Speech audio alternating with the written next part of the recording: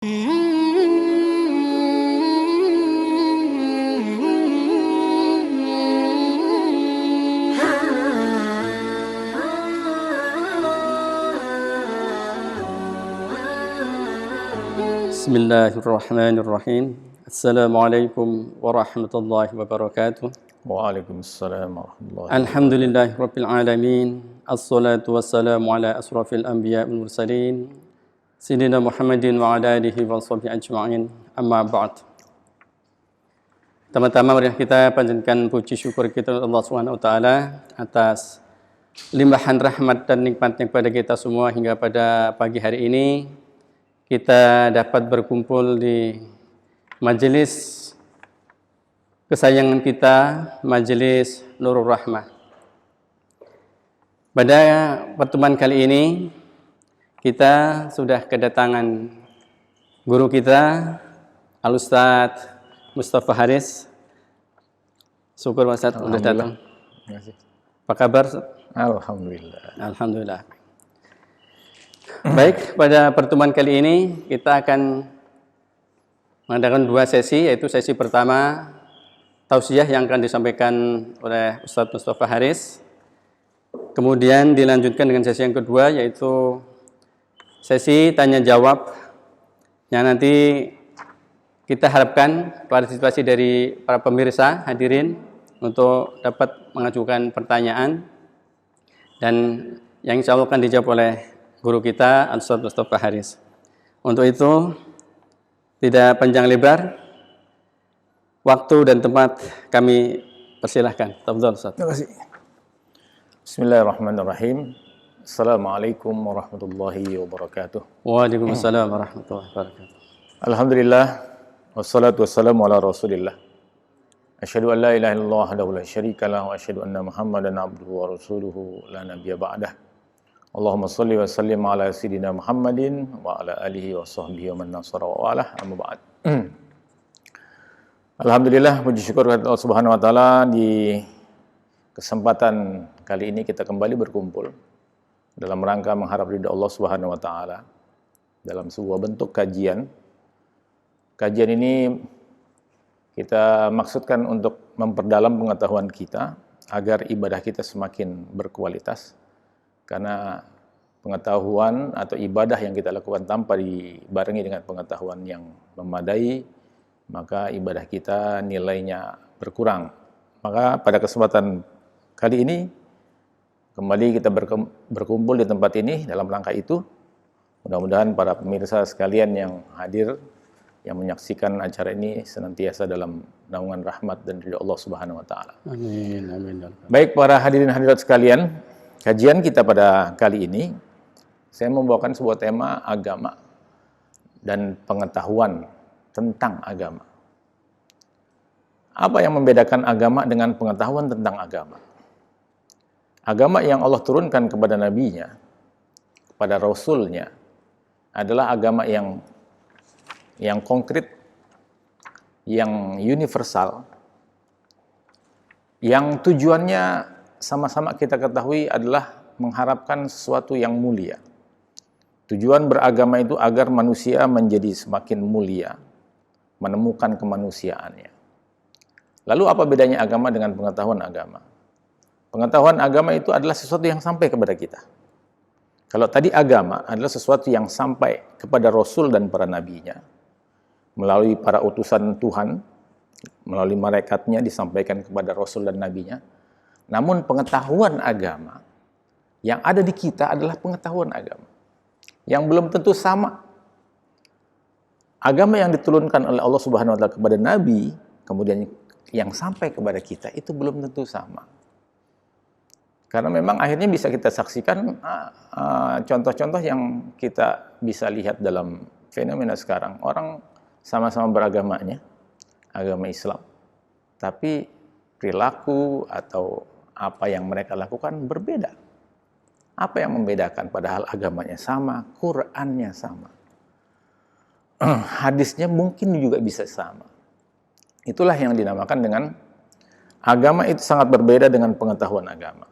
Jadi yang sampai kepada kita itu baru pengetahuan agama, belum konkret, baru parsial. kita mungkin baru mendengar tentang agama ini baru sekian persennya. Sehingga apa yang kita lakukan belum mencerminkan bahwa itu adalah kelakuan umat yang beragama Islam.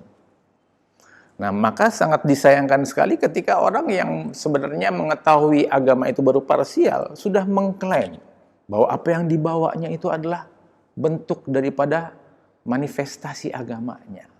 Itulah yang akhirnya terjadi perpecahan dalam tubuh umat Islam itu, karena masing-masing orang yang baru belajar beragama sudah terlalu pagi mengatakan bahwa apa yang dilakukannya, apa yang disuarakannya itu adalah mewakili suara Islam, mewakili umat Islam.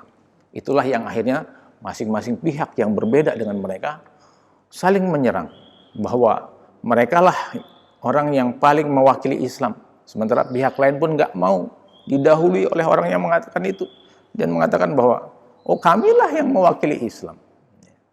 Itulah yang terjadi fenomena di tubuh umat Islam. Kenapa sampai hari ini katakanlah umat Islam padahal ajarannya itu ajaran Tuhan, yang artinya semua unsur kebutuhan manusia itu diatur dalam agama ini. Ya. Kenapa kok umat Islam secara umumnya belum juga mencapai yang namanya kemajuan, peradaban, pengetahuan? Dulu mungkin pernah kita mencapai peradaban yang cukup tinggi, keilmuan yang cukup tinggi, tapi tetap saja tidak menutup kemungkinan adanya evaluasi tentang apa yang pernah dicapai oleh umat Islam. Kenapa kejayaan dulu tidak bisa dipertahankan? Nah, itulah pada kesempatan kali ini kita mau mencoba untuk merenung kembali, mengevaluasi diri kita, bahwa sesungguhnya seringkali hambatan-hambatan kemajuan itu bukan dari luar faktor utamanya, tapi lebih dari faktor internal kita. Ketika kita memahami agama, hanya puas dari satu sumber saja, maka itu adalah sebuah kendala, sebuah persoalan baru. Ketika kita hanya merasa puas memahami sebuah pemahaman hanya parsial saja, itulah kendala, itulah persoalan. Maka kita jangan sampai menutup segala kemungkinan, semua pengetahuan yang harus kita serap tentang agama ini harus kita serap. Karena masing-masing orang punya persepsi tentang agama yang berbeda. Di Islam itu seringkali kita melihat, ini Islam versi siapa ini? Maka ada istilah, walaupun itu kita tidak akan menyalahkan, tapi timbul persoalan misalnya ada Islam Kejawen, ada Islam Nusantara, ada Islam yang sekarang 212 gitu ya misalnya. Itu kan bentuk corak keagamaan di masyarakat kita. Apakah mereka mensuarakannya itu boleh-boleh saja? Ya, terserah masing-masing punya pandangannya sendiri. Ya, tinggal kita jangan terburu-buru terlalu pagi sudah mengklaim bahwa apa yang diklaimnya itu adalah sebuah kesalahan. Ketika kita menyalahkan orang lain dengan pemahamannya, apalagi hal-hal tersebut tidak dibahas secara real dalam Al-Quran dan hadis misalnya, maka kita tidak harus menjadi orang yang reaktif dengan cepat, yang akhirnya terlalu gampang mengeluarkan statement tentang ini dan itu, padahal kita juga belum tahu sepenuhnya. Itulah kesalahan umat Islam. Yang utama, ketika kita beragama ini, kita juga harus mengetahui hal yang terburuk pada diri manusia itu apa. Kalau kata Sayyidina Ali, hal yang terburuk yang ada pada diri manusia itu adalah amarah dan syahwatnya. Jadi kalau kita mampu menanggulangi amarah dan syahwat kita, maka kita sedang melaju menuju proses ketinggian derajat. Tapi kalau kita masih terpaku atau terisolir, terbelenggu dengan dua persoalan ini, maka kita selama ini tidak akan pernah naik tingkat. Jadi yang terburuk pada diri manusia itu adalah amarah dan nafsunya, syahwatnya. Jadi kalau manusia berusaha untuk mengendalikan dua ini, maka sebenarnya dia sedang meranjak naik ke jenjang yang lebih tinggi. Nah, jadi pada pembahasan kali ini juga kita akan mencoba, ya, ketika kita berislam, sebagaimana kita tahu dalam tubuh umat Islam itu ada yang mungkin dikenal di Indonesia itu 4 mazhab. Meskipun sebenarnya mazhab itu bisa lebih banyak dari yang saya sebutkan. Bisa sampai 10, bisa sampai puluhan mazhab, tapi yang mungkin diakomodir secara mainstream oleh kalangan umat Islam itu, khususnya di Indonesia, diterima ada 4 mazhab. Padahal mazhab-mazhab yang itu banyak. Itu menunjukkan bahwa itulah Islam yang dipahami oleh mazhab ini. Ya. Islam yang dipahami oleh mazhab A, oleh mazhab B, oleh mazhab C, dan D, dan sebagainya, menunjukkan bahwa itulah bentuk sebuah pengetahuan tentang keislaman. Ya. Dan masing-masing nggak boleh mengklaim bahwa apa yang dipahaminya tentang Islam itu adalah yang paling benar. Ya. Tuhan seringkali menggunakan bahasa-bahasa dalam Al-Quran itu bahasa-bahasa yang ambigu, yang tidak tunggal maknanya. Apa? Dalam rangka apa Tuhan melakukan itu? Dalam rangka memperkaya usaha manusia untuk mencari tahu. Seringkali cuma dikasih clue-nya saja, supaya manusia itu mencari tahu.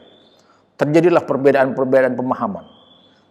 Perbedaan pemahaman yang ada pada tubuh umat Islam itu menjadi kekayaan tersendiri. Sehingga umat Islam mempunyai kekayaan khazanah pengetahuan itu lebih banyak. Karena didapat dari si A yang punya pendapat begini, dari si B yang punya pendapat begini. Jadi dalam beragama, yang paling utama adalah Tuhan mengirim agama ini kepada manusia agar manusia menjadi mulia. Ya. Kalau kita buka kamus bahasa Indonesia, agama apa sih? Agama itu kurang lebih sebuah sistem yang mengatur ibadah manusia kepada Tuhannya, keimanannya, dan bagaimana dia bergaul secara sosial dengan manusia dan lingkungan. Itu secara umum kalau kita lihat kamus bahasa Indonesia.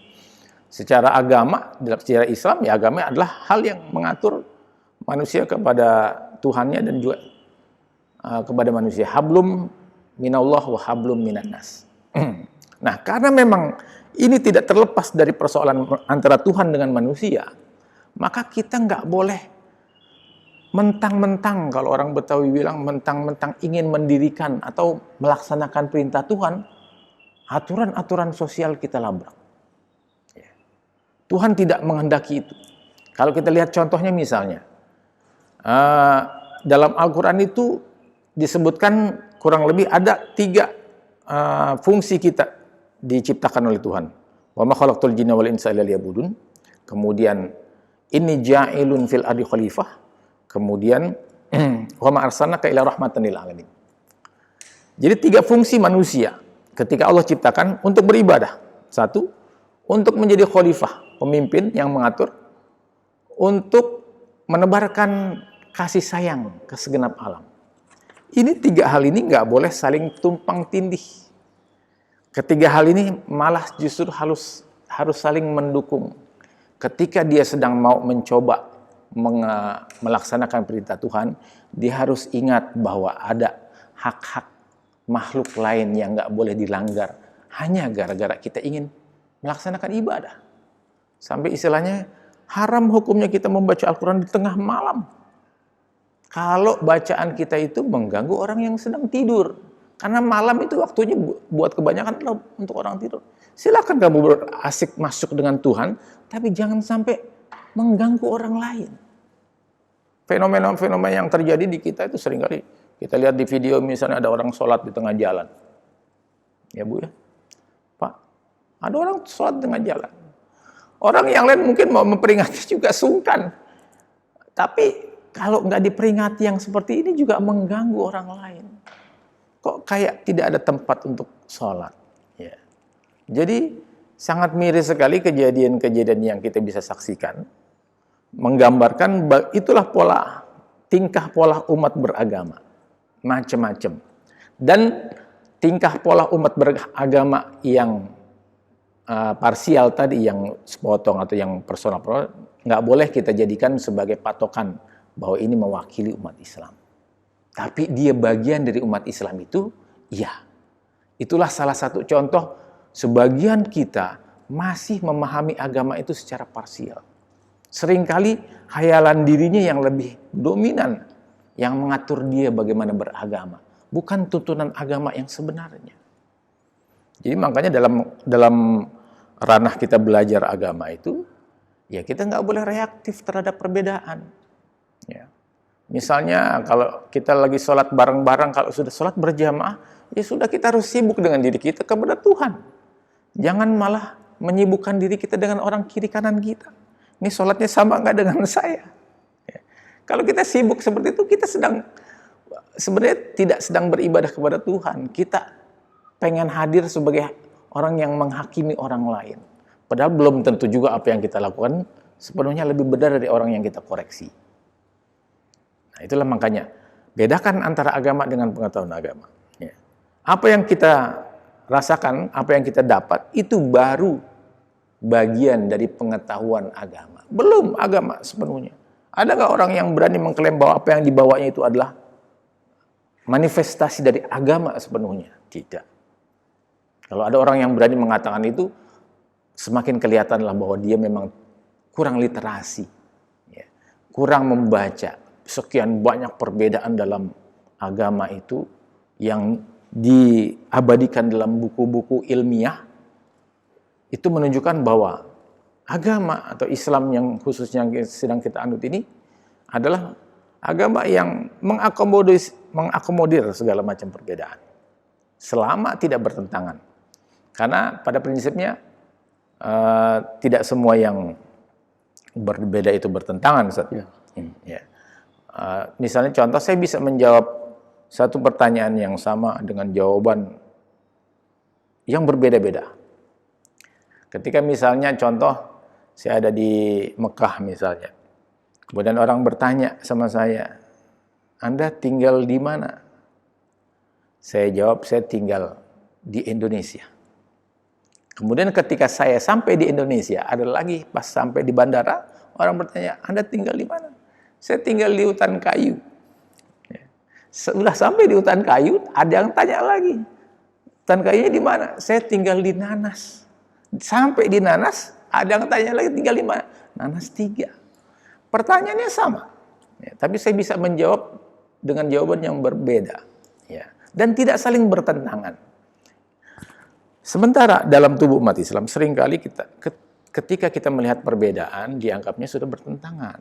Ya, kita tidak terlatih untuk berbeda. Seringkali kita tidak dilatih untuk berbeda. Padahal perbedaan itu adalah khazanah, kekayaan tersendiri. Ya.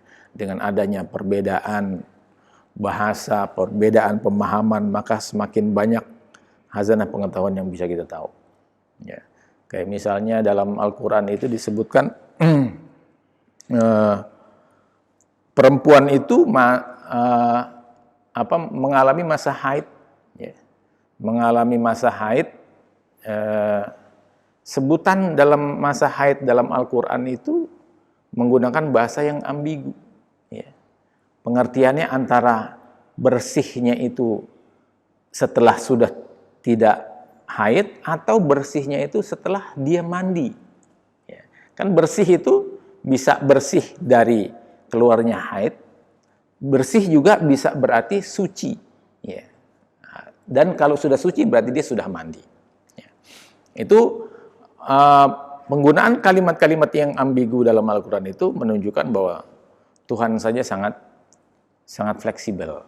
Kenapa kita seringkali mengkakukan diri kita, ya, dalam hal-hal yang dimudahkan oleh Allah Subhanahu Wa Taala. Dan yang lain lagi bahwa dalam beragama itu sering juga dalam kehidupan sosial, Nabi kita Muhammad SAW seringkali mendiamkan banyak hal. Ya. Tidak semua persoalan yang terpampang, yang tergelar pada zaman Nabi itu diberikan status hukum. Ya. Kan kita kalau udah bicara nanti fikih, ya, bicara fikih itu bicara hukum, bicara hitam putih seringkali orang menganggapnya.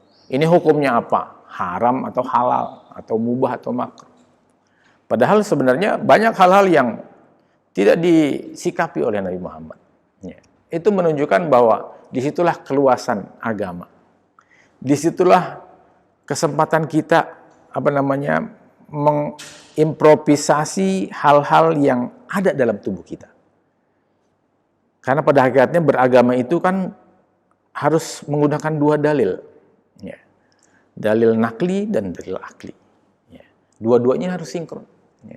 Dalil nakli adalah dalil nukilan yang kita nukil dari Al-Quran dan hadis. Sementara dalil akli itu apa yang kita olah dalam pikiran kita. dengan standar akal sehat secara umum manusia, bahwa kita mustahil melakukan sebuah kejahatan dan diridhoi oleh banyak orang. Ya, akal standar kita seperti itu. Ya, human nature kita seperti itu. Kita adalah manusia yang diciptakan secara fitrah itu selalu condong kepada kebaikan. Ya. Kita selalu mencintai hal-hal yang menyenangkan. Itu fitrah manusia. Maka pada hakikatnya agama juga kurang lebih seperti itu. Ya.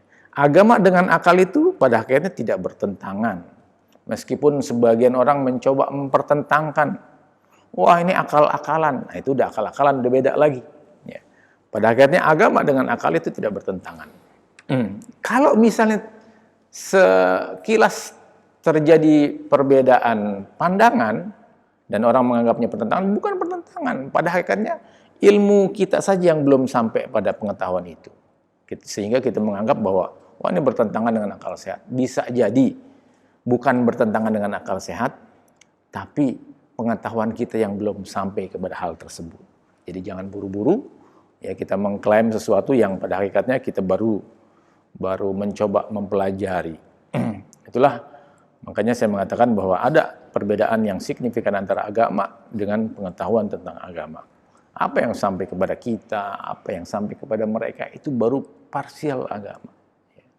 Baru parsial agama. Sehingga hindari pertentangan, hindari perselisihan tentang pemahaman sebuah agama.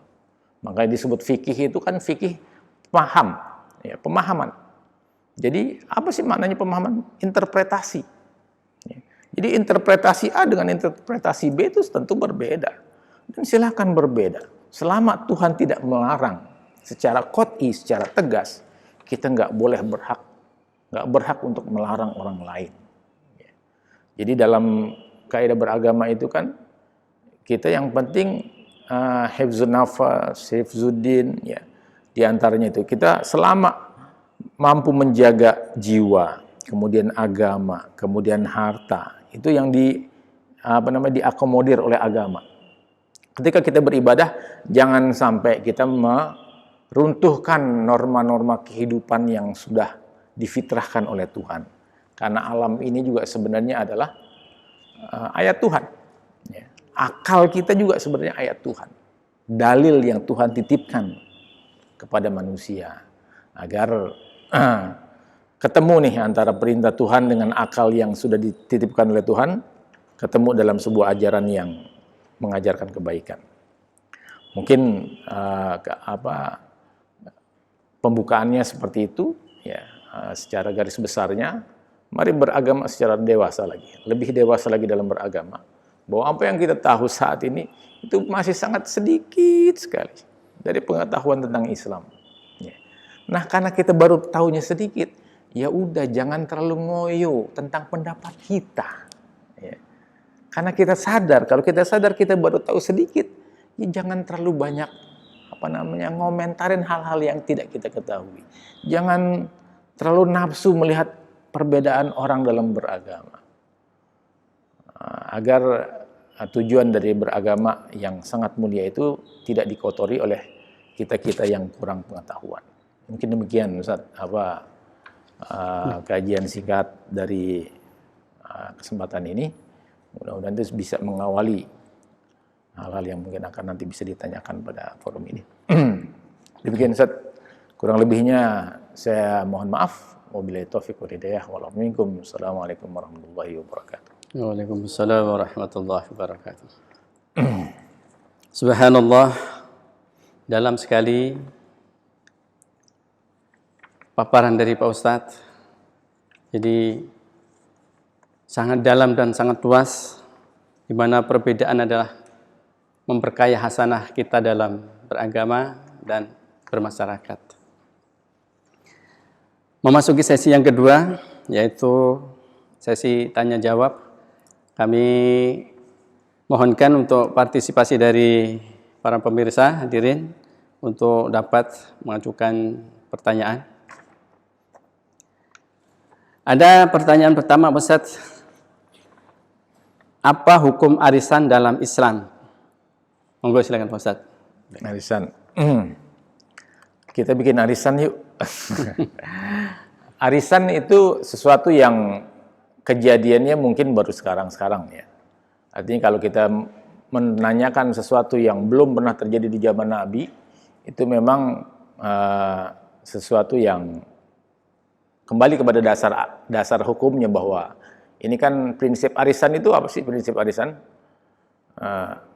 Kita nyimpen duit, kemudian dapat agak banyakan, ya. Tapi kita tetap harus ngelunasin. Pada prinsipnya arisan itu ngutang sebenarnya. Ngutang karena semuanya akan ngutang, maka masing-masing harus punya andil untuk ngasih modal. Jadi sebenarnya karena prinsip dasarnya bermuamalah itu adalah halal, maka arisan dalam konteks ini sebenarnya halal. Karena sifatnya ya sama dengan hutang piutang.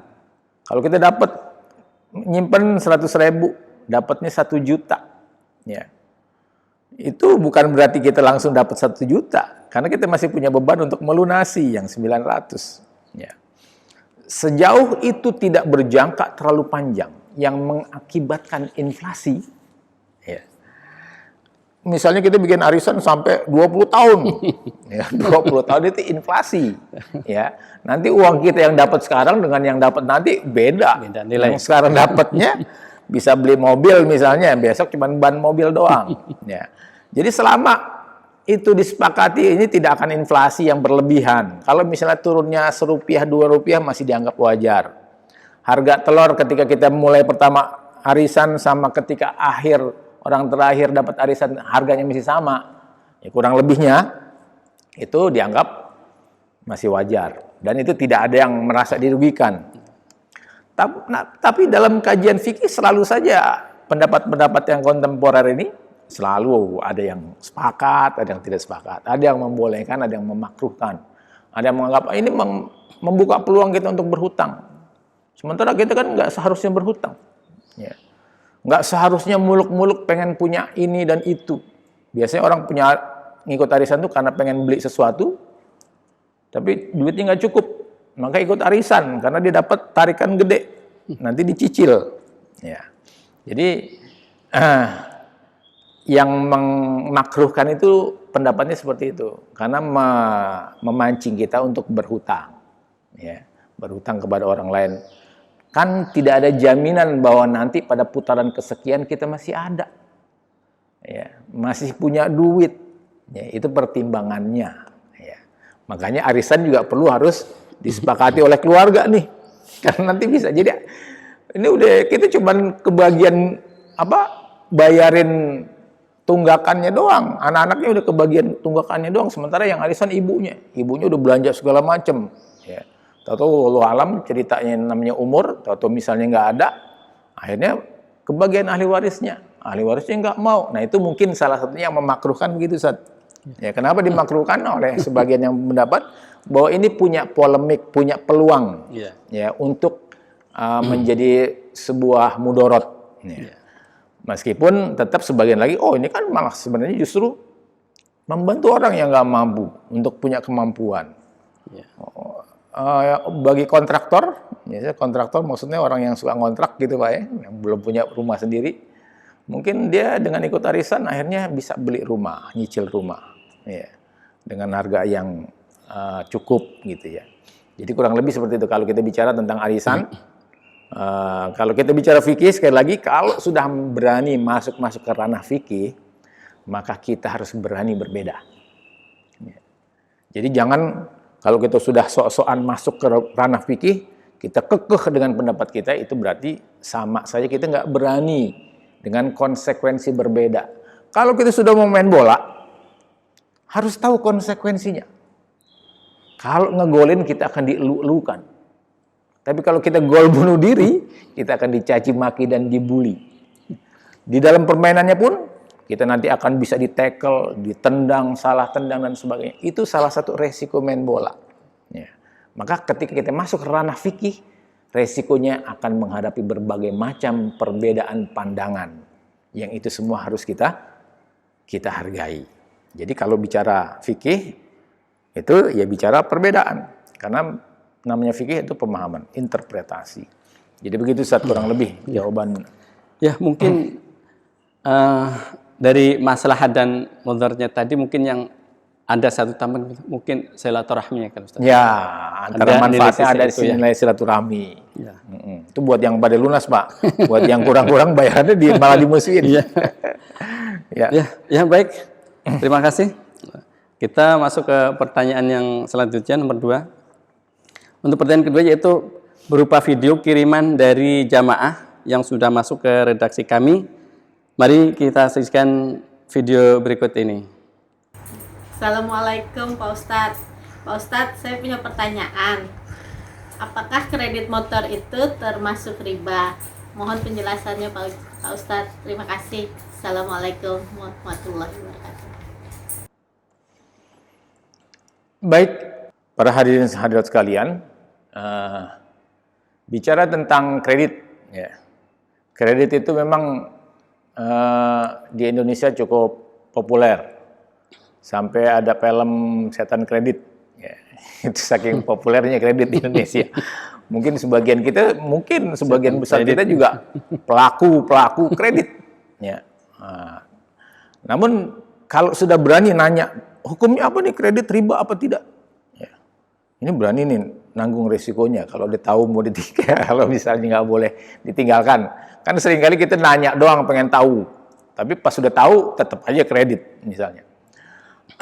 Meskipun memang kredit ini kembali tadi ke persoalan arisan.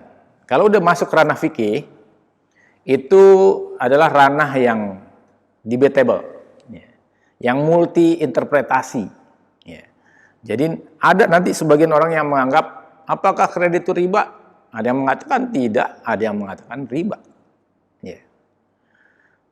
Orang dalam berfikih, itu seringkali dalam mendisiplinkan dirinya, nggak cuma kita, ulama-ulama terdahulu juga itu punya persoalan yang kurang lebih sama, karena kita sama-sama manusianya. Yeah.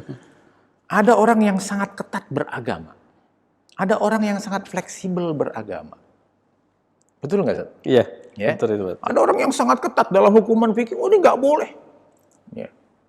Ada saya punya teman itu. Dia fikih minded, ya kalau orang bilang itu fikih minded, fikih banget. Ya.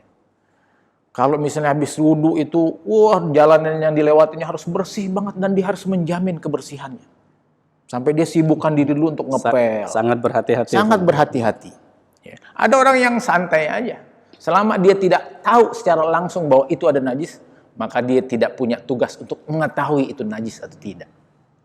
Ya. Sebagian ulama fikih begitu, Pak. Selama kita tidak melihat secara melak-melak di situ ada najis, ngapain kita sibuk untuk mencari tahu itu najis atau bukan? Itu namanya mempersulit diri. Nah, ini versi orang yang fleksibel nih, Pak. Ya. Jadi beragama itu ada yang fleksibel, ada yang ketat. Padahal kita agama sendiri menghendaki kemudahan. Nah, padahal agama yuridullahu bikumul yusra. Ya. Allah yang menginginkan kemudahan. Tapi sebagian kita ya kita tetap maklum. Sebagian orang mungkin dia punya trauma tersendiri tentang agama, sehingga akhirnya dia mengketatkan dirinya. Jadi mungkin dia biasa orangnya disiplin, maka dalam urusan agama pun dia disiplin. Ya. Dan itu tidak kita salahkan. Silakan masing-masing berupaya. Yang penting jangan sampai yang punya peraturan ketat ini mencela orang yang punya peraturan longgar. Sama dengan COVID inilah. Orang dengan pandemi ini kan ada yang ketat banget. Ya. Mau senggolan boro-boro, senggolan ketemu orang aja nggak berani. Ada yang santai aja dianggapnya. Ya. Kalau memang kita ini, nah selama tidak saling mengganggu, ya maksudnya mengganggu ini, jangan maksa orang yang ketat itu untuk sama dengan kita yang tidak ketat, ya atau sebaliknya.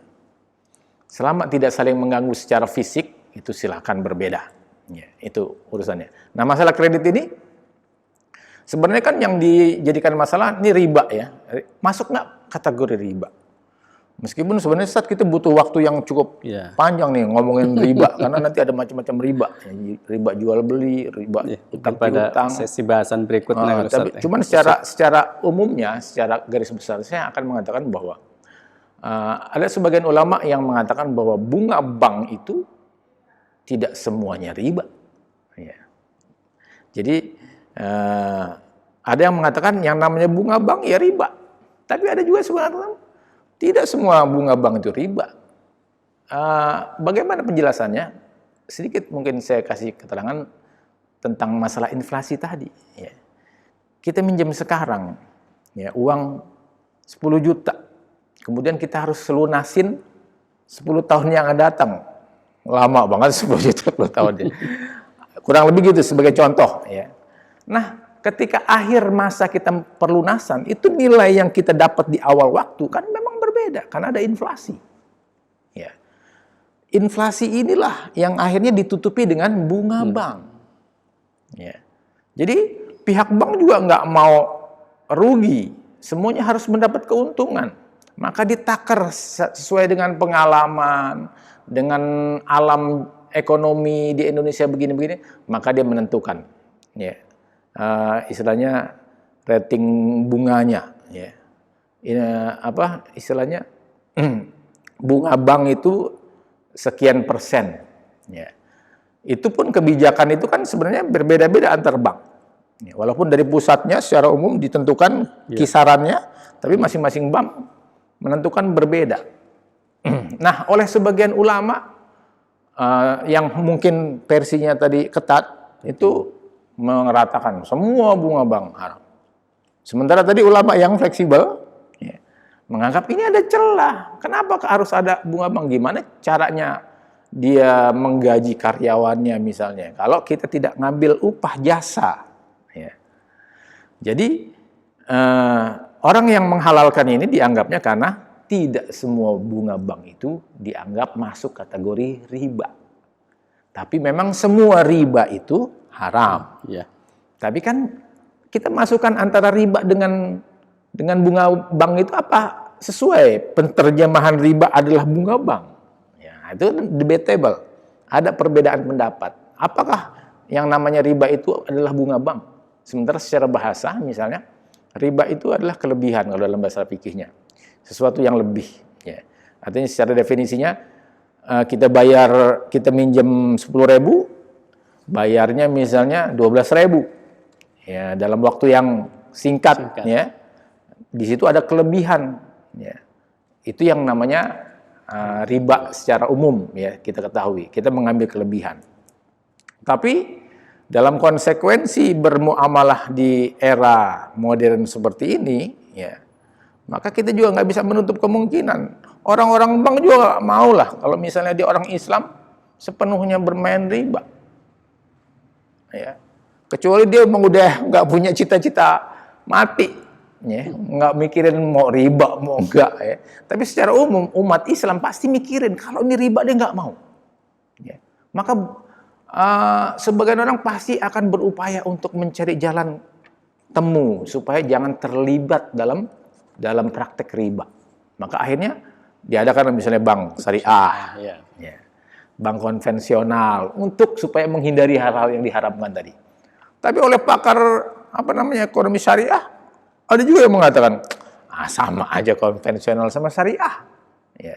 Kadang-kadang prakteknya sama, namanya dong yang dirubah. Ya. Kalau di bank syariah ada namanya margin, ya, kalau di konvensional bunga. Ya, cuman sama kan prakteknya sama. Cuman istilahnya saja yang berbeda. Oleh sebagian ahli ilmu syariah juga dikatakan yang konvensional sama syariah belum tentu juga berbeda.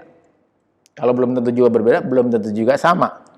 Artinya tetap itu adalah upaya manusia untuk menghindarkan diri dari hal-hal yang diharamkan oleh Allah Subhanahu wa taala.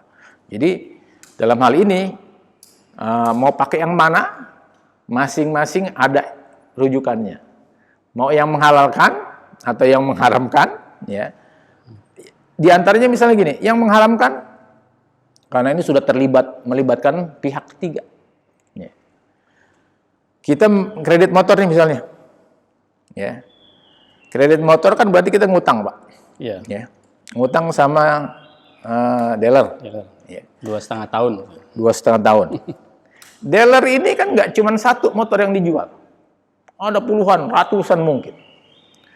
Dan tidak semua dealer itu punya duit untuk membeli barang itu pada satu waktu.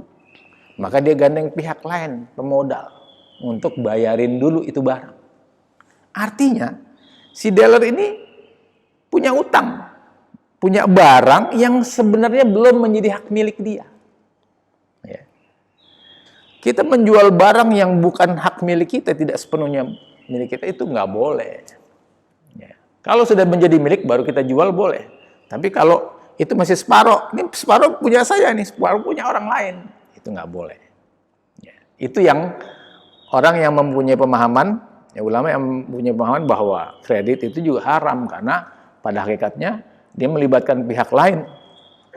Artinya dealer itu punya utang sama bank yang melunasi, ya. Karena dia menjual barang yang bukan barang penuh miliknya kepada orang lain. Nah itu makanya kalau kajian fikih itu sebenarnya fluktuatif, berkembang. Ya. Jadi fikih itu ya duru ma'illatihi hukman wa adaman. Jadi hukum fikih itu berkembang. Dan ketika kita mendapat pengetahuan seperti itu, jangan dulu kita akhirnya mengklaim apa yang kita tahu itu udah yang paling benar. Ya. Jadi silahkan mengambil rujukan tentang apa yang ingin kita lakukan, tapi syaratnya ya, jangan buru-buru mengklaim apa yang sudah kita capai ini yang paling benar. Ya. Hormati tetap. Asas beragama itu saling menghormati. Ya. Innama bu'istu li utammima makarimal akhlak. Jadi mendahulukan akhlak itu lebih utama daripada kita ribut masalah fikih. Ya. Betul, Ustaz. Daripada kita ributin orang kunut atau tidak kunut, ya udah baikan kita tetap ngobrol yang enak. Ya. Karena masalah ibadah belum tentu juga yang sesuai dengan syariah secara zahir itu diterima oleh Tuhan, oleh Allah. Karena ketika kita sholat pikiran kemana-mana. Jadi kita jangan terlalu kepo dengan ibadah orang lain. Ya. Ibadah kita sendiri aja belum terjamin, ngapain kita ngurusin ibadah orang lain. Artinya dalam hal ini juga masalah kredit, ya. Bagi yang punya prinsip bahwa tidak semua bank itu adalah kategori riba, dibolehkan. Ya. Apalagi dia mungkin menjaminkan keamanan dirinya kepada bank syariah. Wah ini udah syariah nih.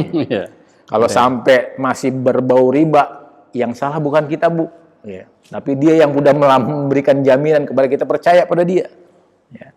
Jadi memang lebih amannya begitu, mainnya di syariah. Terus lebih aman lagi kita tahu ya, seluk-beluk riba itu bagaimana sih? Ya. Transaksi di perbankan itu gimana sih? Walaupun ilmu yang begini ya, jelimet memang. Ya. Tapi minimal seperti itu. Bagi mereka yang punya pengetahuan dan ingin tahu lebih luas itu, ya harus tahu. Ya. Transaksinya bagaimana? Skemanya gimana? Atau gini, kenapa disebut riba dan yang satu syariah? Ya. Karena ketika kita mengajukan sebuah pinjaman atau kredit, kita ngobrol, Pak, dengan bank syariahnya. Ditawarin, skemanya begini-begini. Atau skema kamu gimana sih? Ya. Jadi tidak ada pemutusan sepihak. Oleh sebagian orang dianggap bahwa konvensional ini pemutusan sepihak, penentuannya sepihak oleh mereka. Kita nggak bisa nego mau skema yang mana. Meskipun sebenarnya sekarang juga sudah mulai fleksibel. Bank-bank ketika menawarkan juga bikin skema macam-macam. Ini tawaran yang A begini, tawaran B yang begini, tawaran C yang begini. Ya. Allah alam bisawab. Kurang lebih seperti itu. Jadi kredit motor hukumnya ada yang membolehkan, ada yang tidak membolehkan. Silakan dipilih. Gitu, Pak. Assalamualaikum Ustaz. Saya ingin bertanya mengenai mazhab.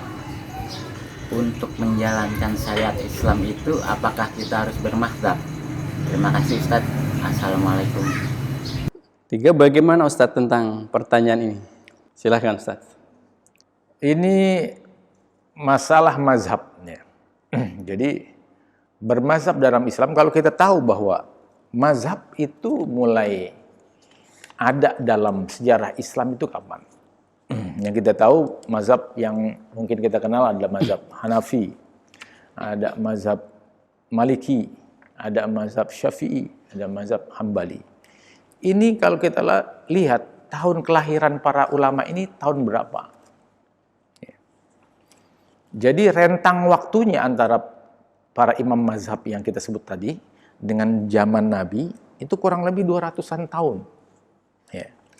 Jadi 200-an tahun rentang waktunya.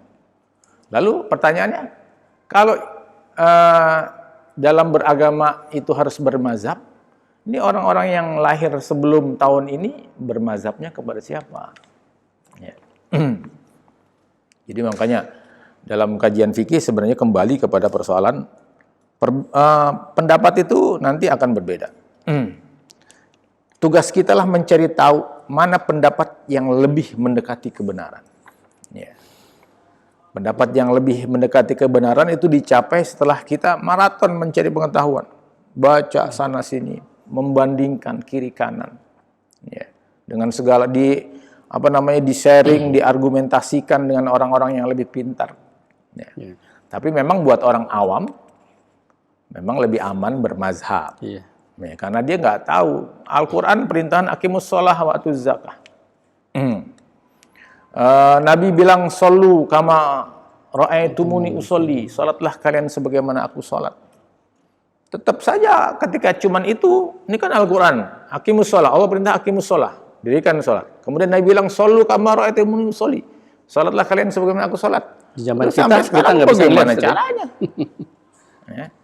Itu di zaman Nabi ya begitu, orang yang melihat Nabi bisa langsung praktek. Lah kita sekarang udah pengetahuannya cuma tekstual doang. Konteksnya seringkali terpisah dari tekstual. Ya, benar, makanya dibutuhkan ulama-ulama yang meracik itu semua. Guru-guru kita. Guru-guru kita yang mengajarkan. Ya. Jadi buat orang awam, buat saya juga termasuk, itu lebih aman bermazhab. Ya.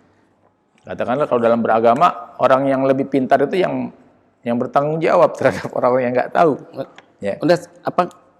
Kalau nggak salah ini madhab itu sendiri kan dari isi makan tuh itu. Iya. Dahabayat habu ya. Dari zahabayat. Jadi jalan artinya jalan. Jadi mazhab atau sebuah zahabayat pergi. Jadi pandangan. Ya. Pandangan. Tempat berjalan. Tempat berjalan bisa menuju tempat tujuan. Jadi sebagai wasilah. Iya. Ya. Tempat menuju. Tempat menuju. Jadi makanya ini sebagai fasilitas sebenarnya, fasilitas kita untuk memahami agama lebih gampang. Ya. Tapi buat mereka yang punya kapasitas mujtahid, punya kapasitas keilmuan yang tinggi, boleh-boleh saja dia tidak bermazhab. Ya. Karena orang dulu dengan orang sekarang pada akhirnya sama. Ya. Ya, kalau misalnya saya gambarkan, Ustaz, kalau kita mau ke Surabaya, kita tidak tahu jalannya kan kita lebih baik ikut supir, ikut bis yang ke arah Surabaya. Ya, kurang lebih seperti itu. Seperti mungkin gambaran. Kalau kita nggak tahu, bisa saja kita sampai. Cuman sampainya kapan tahu? Karena kita nggak tahu. Ya, tapi karena sudah ada yang ada jalan, ada kendaraan, ada supir. Ya, kurang kita lebih tinggal ikut itu saja. Jadi dalam bermazhab, silakan ya bermazhab meskipun tidak memang mewajibkan. Hukumnya bermazhab itu tidak wajib. Kalau wajib kan harusnya ada orang yang otoritatif yang mewajibkan. Ya. Ulama boleh mewajibkan atau mensunahkan? Nggak boleh. Kapasitas dia sudah. Kita cuma memberikan dalil, memberikan pengertian pendapat ulama begini. Ya. Seorang ulama nggak bisa mewajibkan atau mengharamkan. Hak mewajibkan dan mengharamkan itu Tuhan. Oke, kita masuk ke pertanyaan selanjutnya, yaitu pertanyaan nomor 4. Bagaimana Ustadz hukum sholat di rumah non-muslim, Ustadz? Silakan Ustadz. Sholat di rumah non-muslim. Sebagaimana tadi saya sudah katakan dalam firman Allah bahwa Allah perintahkan secara umum, aqimus sholah. Dirikan sholat itu secara umum. Secara umum artinya bahwa Allah tidak menentukan tempat di mana kita sholat. Ya. Jadi sholat itu secara umumnya sah di mana saja. Ya. Kan memang kata Nabi bahwa Allah menganugerahkan bumi ini yang luas ini sebagai tempat untuk sujud. Ya. Jadi selama tidak ada hal-hal yang menghalangi kita untuk sujud, misalnya kalau kajian fikihnya kan kita sujud harus di tempat yang bersih. Tidak ada najis, ya. Artinya hal-hal yang secara spesifik dilarang itu memang iya. Tapi secara umum ibadah kita dimanapun sebenarnya sah-sah saja. Jangankan di tempat orang di rumah ya, di rumah.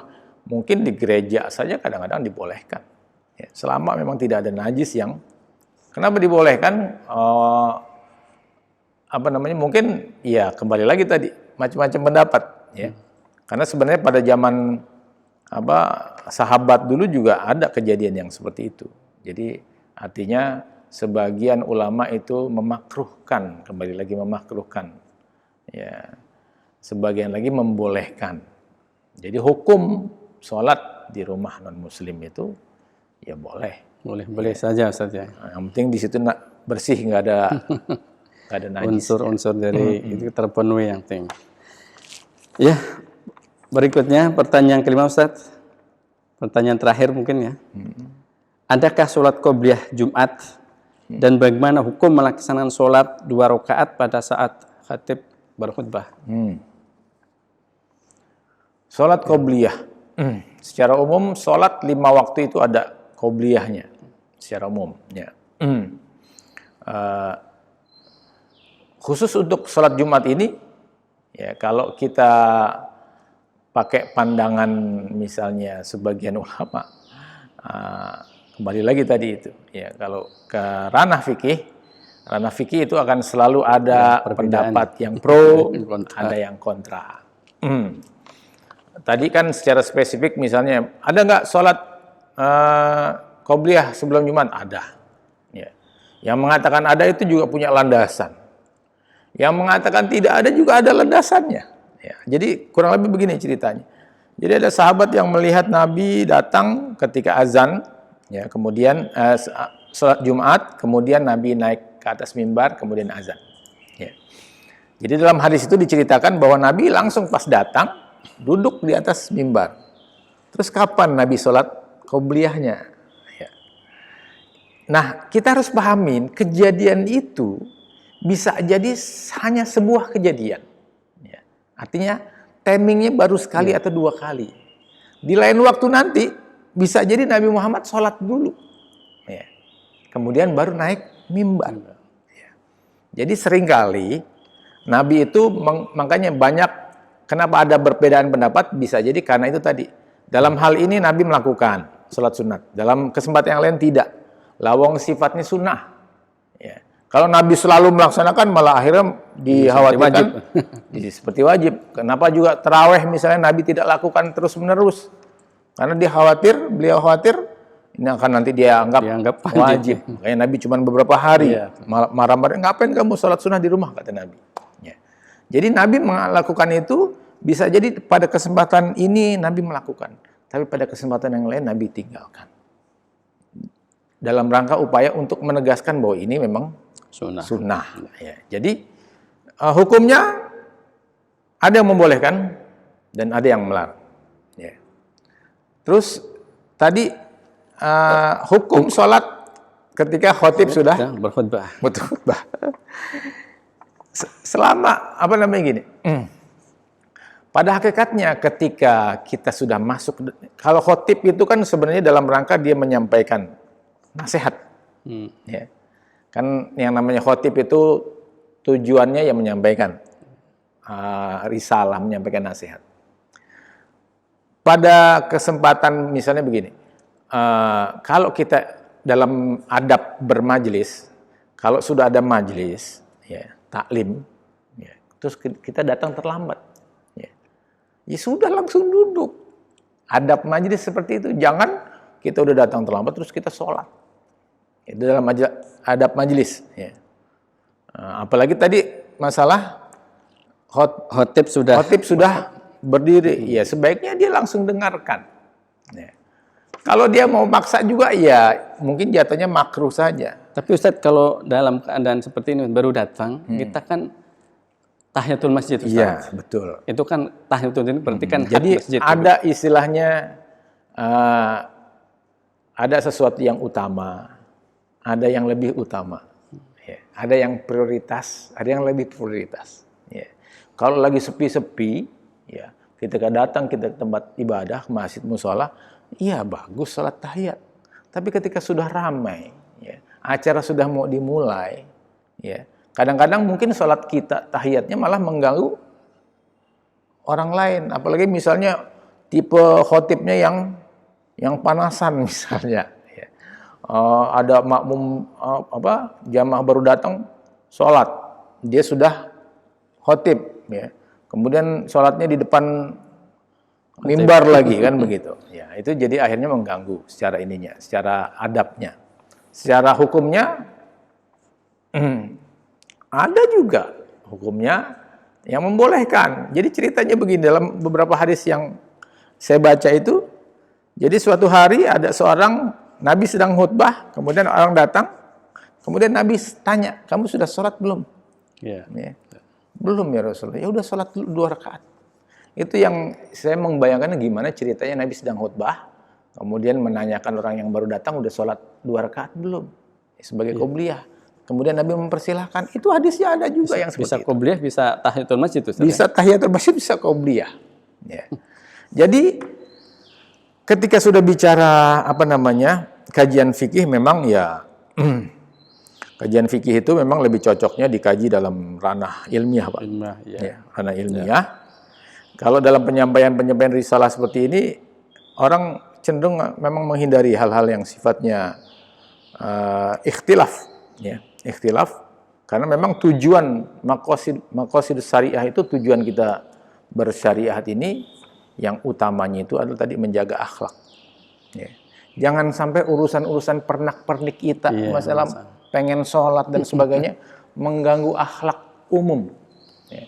Sholatnya orang udah mulai dengerin, dia baru datang, ucuk-ucuk nyuruh orang minggir lagi.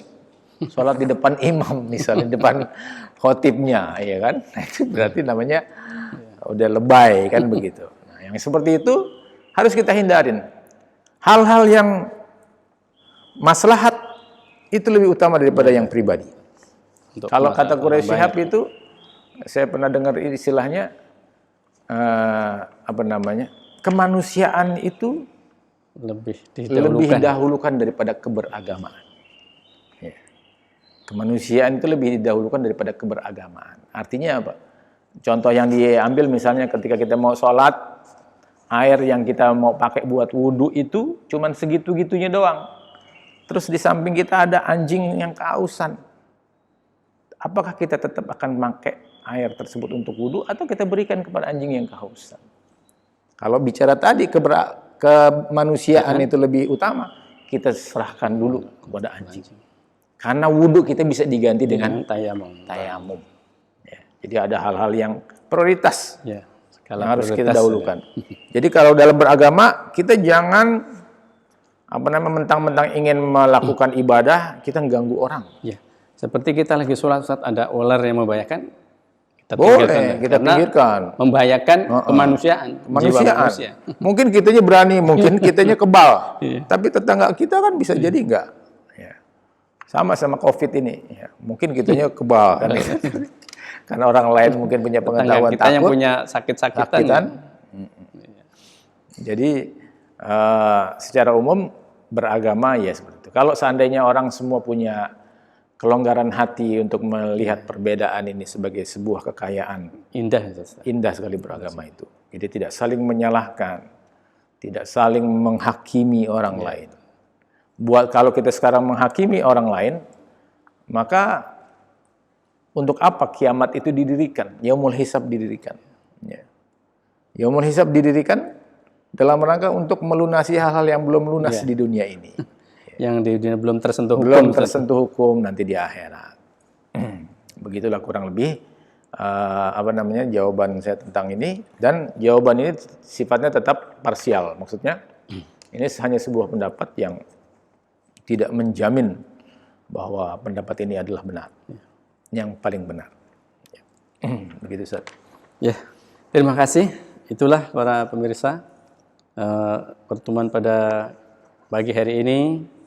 Mudah-mudahan paparan yang begitu dalam dari Pak Ustadz membawa kita ke kekayaan ilmu yang kita miliki, dan mudah-mudahan pada pertemuan pagi hari ini diberi Allah SWT dan ilmu yang kita dapatkan bermanfaat bagi kita semua. Untuk menutup acara, kami mohon kepada Pak Ustadz untuk menutup acara ini dengan doa. Ustadz, silakan. Astaghfirullahaladzim, astaghfirullahaladzim, a'udzu billahi minasyaitonir rajim. Bismillahirrahmanirrahim. Alhamdulillahirabbil alamin, hamdan yuwafi ni'amahu wa yukafi mazidah.